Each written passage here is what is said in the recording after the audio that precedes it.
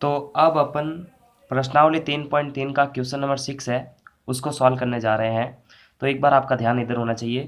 तो देखिए यहाँ पर ये क्वेश्चन 6 ये कह रहा है, किसी समांतर चतुर्भुज के दो आसन कोणों की माप बराबर है, इस चतुर्भुज के सभी कोणों की माप ज्ञात कीजिए। तो सबसे पहले हम क्या करेंगे, एक समांतर चतुर्भुज बनाएंगे। तो यहाँ पर मैं आंसर लिख देता हूँ और यहाँ पर एक डायग्राम बनाते हैं समांतर चतुर्भुज का। तो समांतर चतुर्भुज की आकृति कुछ इस तरह से होती है। ये आपको आनी चाहिए, आकृति बनानी आनी चाहिए, क्योंकि आकृतियों के बेस पर ही सारे सवाल सॉल्व होंगे।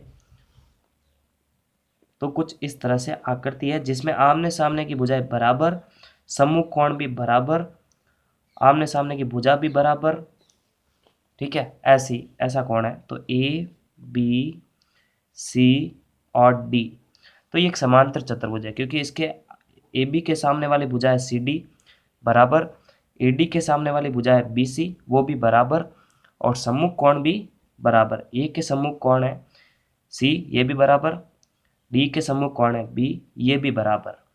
यानी जितना मान डी का होगा उतना बी का होगा, जितना ए का होगा उतना सी का होगा। तो यहाँ पर हमने एक समांतर चतुर्भुज बनाया है।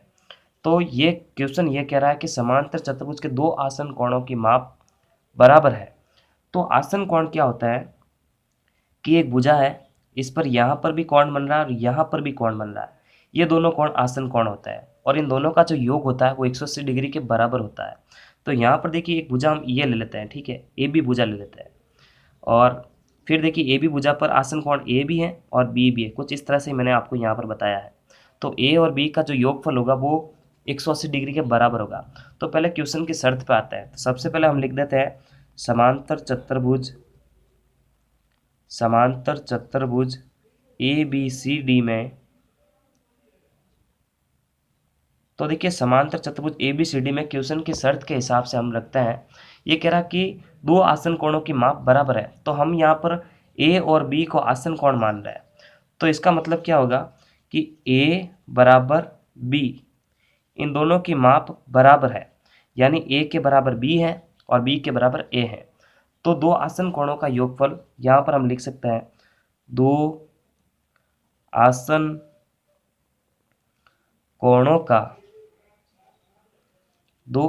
कोणों का योग 180 डिग्री होता है, 180 डिग्री होता है। इसका मतलब है कि ए और बी जुड़कर 180 डिग्री के बराबर बनेगा, ए प्लस कोण बी बराबर 180 डिग्री। अब देखिए दोनों की माप बराबर है, तो ए के बराबर बी लिख सकते हैं, बी के बराबर ए लिख सकते हैं। तो यहाँ पर मैं ए को तो ए ही रहना देता हूँ। अब देखो बी और ए एक दूसरे के बराबर है, तो बी की जगह भी हम ए लिख सकते हैं, ठीक है, या फिर बी की जगह ए की जगह बी लिख सकते हैं, ठीक है। तो ए की जगह तो ए ही रखा और बी जो है ए के बराबर है, क्योंकि दोनों एक दूसरे के बराबर है, यानी दोनों की माप ही सेम है, तो अपन एक दूसरे की जगह ये लिख सकते हैं, ठीक है। फिर 180 डिग्री। अब देखिए ए और ए जुड़ के बनेगा 2a, और 180 डिग्री तो इसके सामने बराबर में चल ही रहा है। फिर देखिए हम क्या करेंगे, ए का हमारे को मान चाहिए, तो ए से जो चीज़ गुणा में उधर जाके भाग में हो जाएगी। तो ए बराबर 180 डिग्री बट्टा 2 का भाग लगेगा, तो 2 इसको काटेगा तो 90 बार बराबर भाग जाएगा, तो कोण ए का मान आ जाएगा 90 डिग्री।